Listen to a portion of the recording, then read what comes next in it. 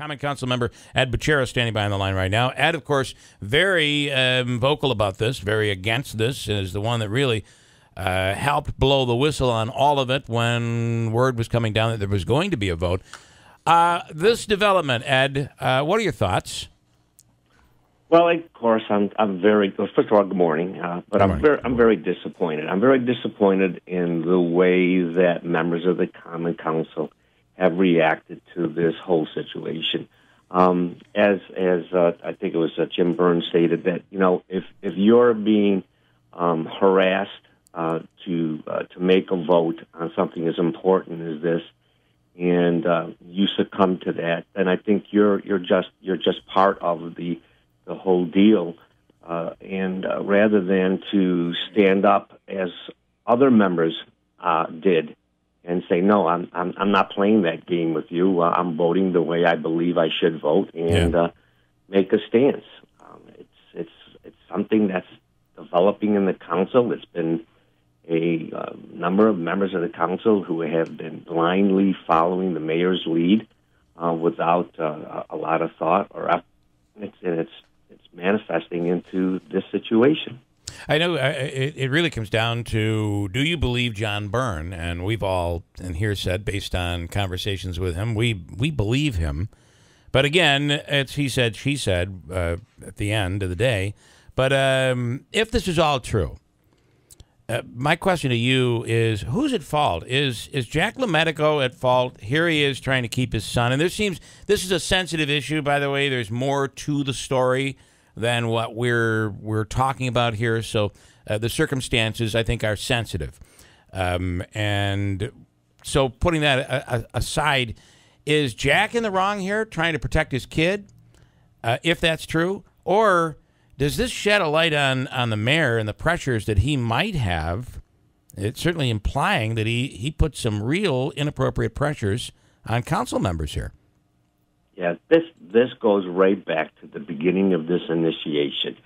This was not a grassroots initiative.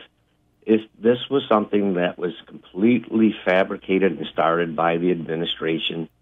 They used pressure on everyone, the people that work at City Hall, people who have been appointed to boards.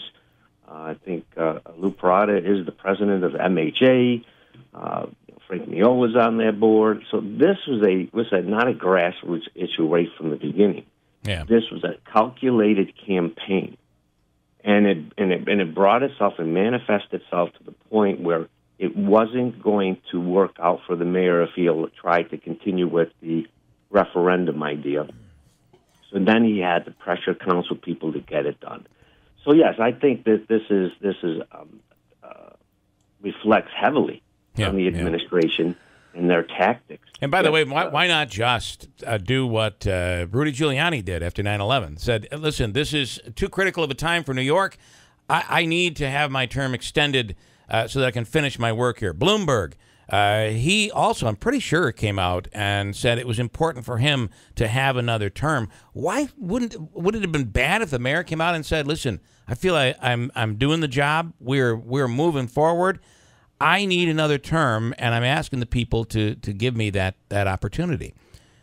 What would be wrong with going down that road? No, nothing. Actually, that's the way a responsible individual would have approached this, I believe. Yeah. If he's that confident in his ability and felt that he had the support of the people, just ask for it. Why not? Why not just ask for it? Yeah. Exactly. Be upfront with it. Whether you agreed with him or disagreed with him, I would respect the way that he approached it in a professional manner that would have elevated the office of the mayor and political office in general. It's all about the process and how this thing ended up going down. Final question, then I got a break here. Were you approached? I know you've been against this from the get-go. When we're talking about councilors being lobbied and approached, were you lobbied and approached? Was there an offer made? No, I was not approached at all, and I believe the reason for that is I think the mayor understands that I'm above that.